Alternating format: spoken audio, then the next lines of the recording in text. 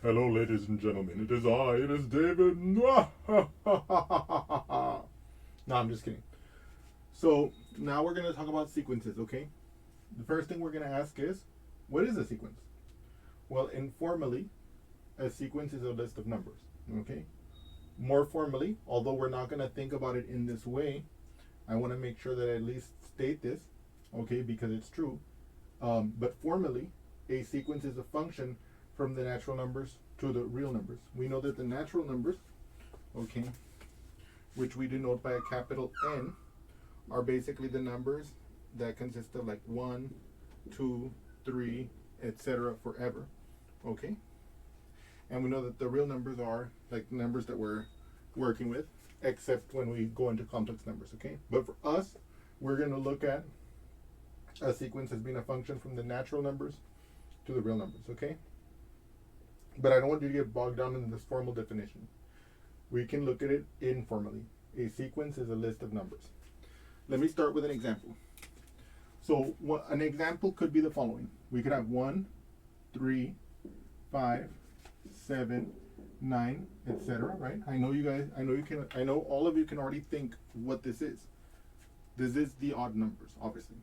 Well, actually, I should be very specific here. It looks like it's the odd numbers, but I haven't told you explicitly the rule that allows us to go from one term of the sequence to another, okay?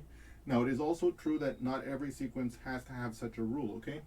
But if we imagine that the pattern were to continue, then we could imagine that this is the odd numbers that are greater than 0, okay? But I'm going to use this as to make a certain discussion, okay? So the first thing we want to know is that obviously, or not obviously, but from the way I've written it, this is going to be our first term, right? And of course, you know, so now what I'm going to use is I'm going to use this example as a way of introducing some notation I want you guys to be aware of. So we can represent the first term of a sequence as A1. A1 equals, in this case, 1. The second term of a sequence will be listed as A2. In this case, it'll be 3, and so on. So A3 will be the 5, and so on. Okay? This is going to be the notation we're normally going to use to denote a sequence. Okay? And as we saw here, a sequence is just a list of numbers. Okay? Now, just briefly, and I'm probably not going to use this notation very often, but just to tie it to the formal view over here, okay, that of looking at a sequence as a function from the natural numbers to the real numbers, we can say, aha, could I express this in that way? Yes. Let f be the function that represents our sequence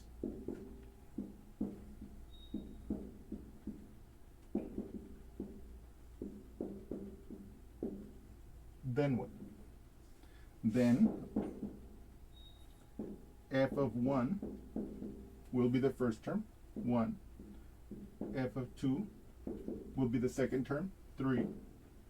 F of 3 will be the third term, and so on. Okay?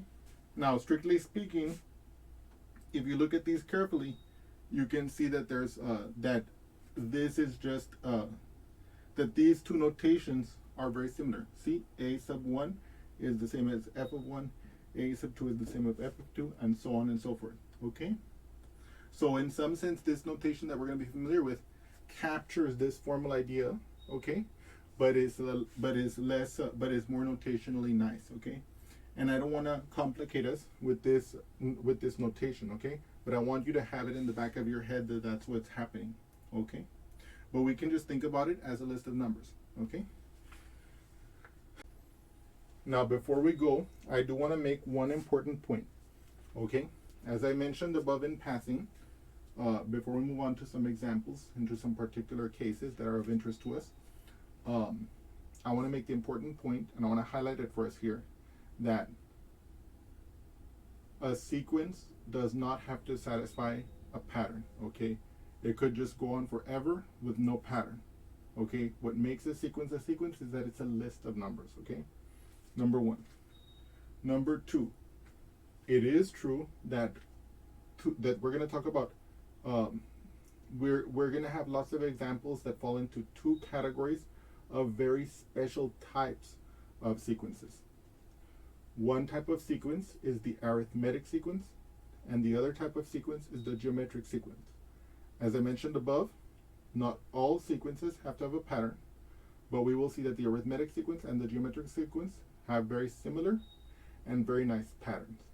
And we will see that these kind of sequences come out in real life problems, and we will learn how to represent them algebraically, how to find some interesting facts about them. Okay.